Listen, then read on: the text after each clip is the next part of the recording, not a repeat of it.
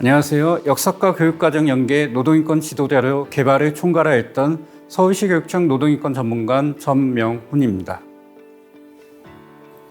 안녕하세요.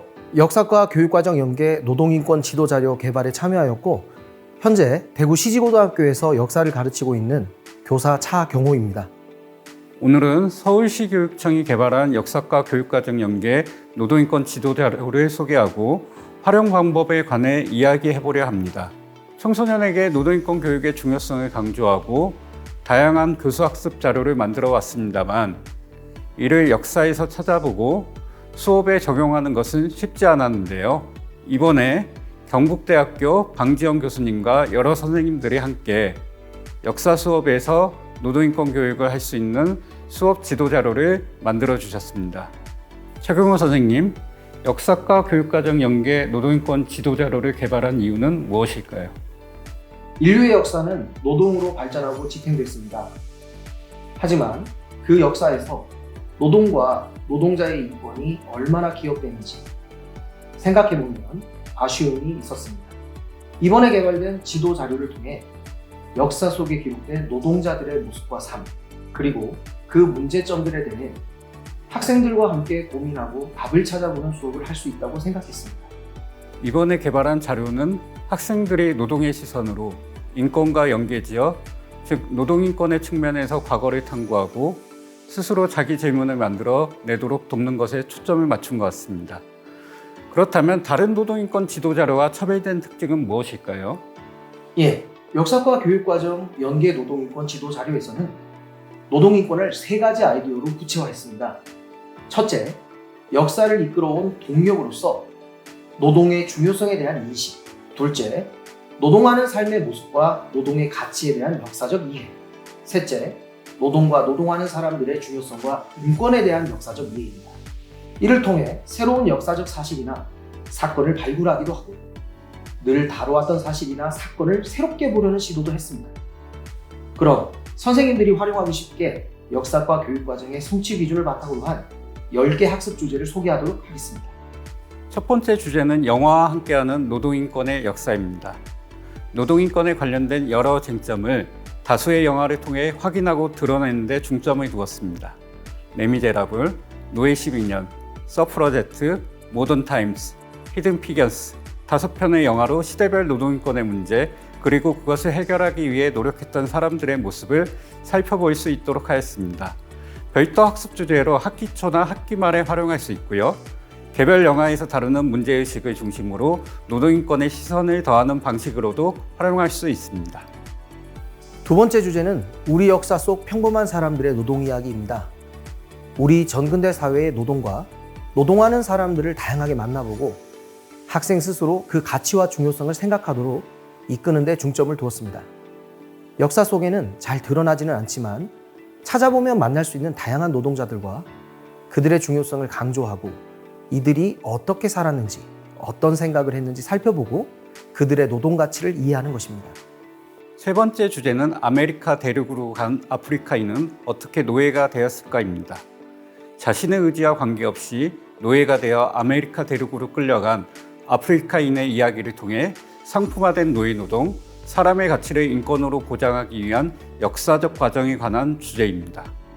그리고 현재는 당시의 노예와 같은 취급을 받는 이들이 없는지, 만약 그렇다면 이와 같은 문제를 어떻게 해결해 나가야 할지에 대해서도 생각해 보려 했습니다. 네 번째 주제는 아동노동의 관점으로 산업혁명 다시 보기입니다. 영국에서 산업혁명이 진행되던 당시 노동자들의 삶, 그 가운데서도 아동노동자에 주목하도록 구성해 보았습니다.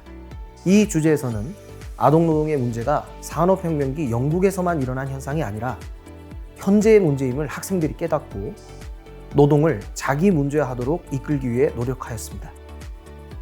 다섯 번째 주제는 산업혁명 이후 노동자의 인권은 어떻게 진전되었나입니다. 산업혁명 과정에서 나타난 노동인권의 문제점을 어떻게 해결해 나갔는지 살펴보는 것입니다.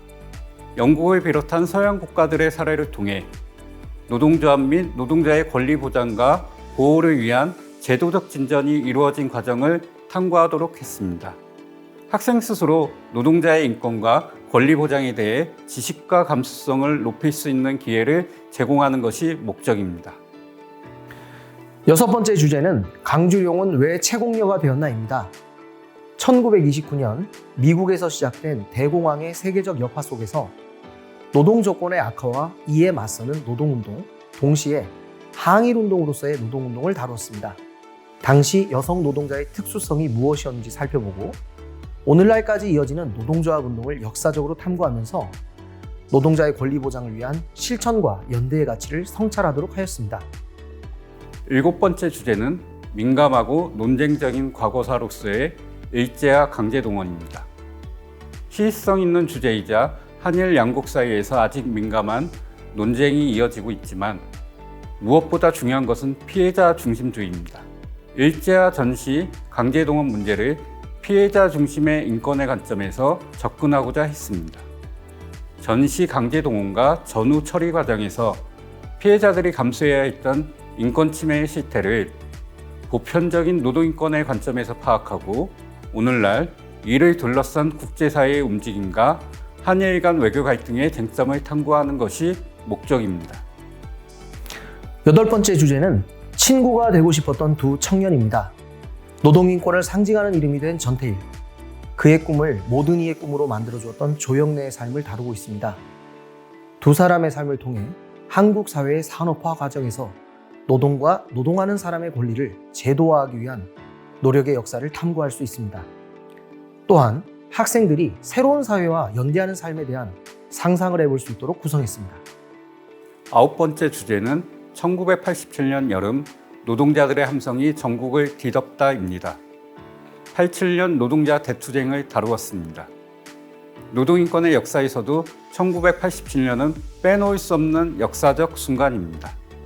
한국 현대사에서 노동인권의 문제가 사회민주화의 핵심임에도 불구하고 경제성장의 부수적인 사회갈등 문제로 제시되는 한계를 넘어보고 싶었습니다. 앞으로 학생들이 좀 더 나은 미래를 상상하며 자신이 서 있는 자리에서 무엇을 할 수 있을지 생각해 볼 기회를 주려 했습니다. 마지막 열 번째 주제로 개혁 개방 이후 중국 경제성장의 빛과 그림자입니다. 서구가 먼저 시작하고 우리도 산업화 시기에 겪은 일들을 현재 중국이 겪고 있습니다.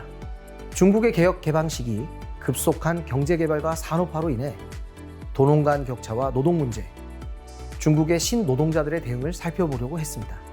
이를 바탕으로 한국과 일본 등 동아시아 지역의 경제개발 및 사회변화와 노동인권 상황을 연관지어 통찰해야 할 필요성을 학생들이 스스로 느껴보도록 하였습니다. 10개 주제를 하나하나 살펴보니 모두 필요하고 학교 현장에서 정말 유용하게 활용할 수 있는 수업인 것 같습니다. 네, 선생님들이 이 자료로 수업을 하시면 학생들이 노동인권에 대해서 소통하고 실천할 수 있는 기회를 얻으실 수 있을 겁니다. 예, 차경호 선생님 감사합니다. 전문가님도 고생 많으셨습니다. 그럼 마지막으로 학교 현장에서 노동인권 교육을 실천하실 역사 선생님들을 함께 응원해 볼까요? 네, 좋습니다. 예, 선생님 응원합니다.